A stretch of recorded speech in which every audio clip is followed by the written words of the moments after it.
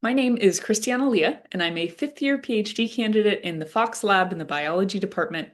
And my thesis focuses on integrating sensory information to drive active movement. And in this case, I focus on two different facets of movement, one being stabilization reflexes.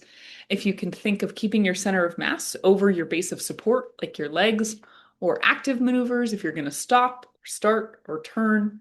And my lab uses flies to study our questions, and all true flies are unified by a modified hind wing called the haltere.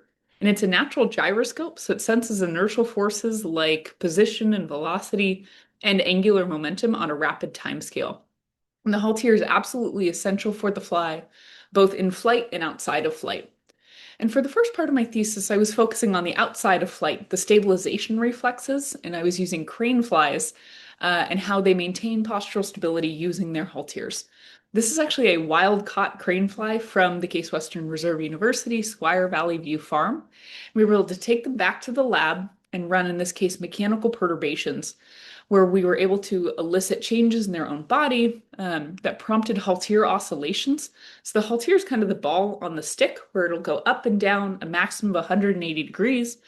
And by moving its body and in turn moving its legs, we were able to elicit these haltere oscillations. And what this showed us is that there's a direct communication between the legs to the halteres to tell it to turn on and turn off, and the intensity of the oscillation. In turn, when we take that haltere off, so we remove the proprioceptive input, we put it on an orbital shaker, so a rotational shaker where we can vary the rotational speeds. With its haltere, the fly is totally able to maintain postural stability, but as soon as you remove that haltere and cut it off, it can't maintain stability over its base of support. In the traces on the bottom in the red, you can see that the fly is moving pretty erratically around the box and is unable to maintain that stability. And what that shows us is that we have this bidirectional communication from the legs to the halteres back to the legs. Now, moving on to the active maneuvers, we found that the haltere works as a joystick in flight, where small changes in the haltere drive large downstream changes, and this is using Drosophila melanogaster, the fruit fly, and the genetic tools available.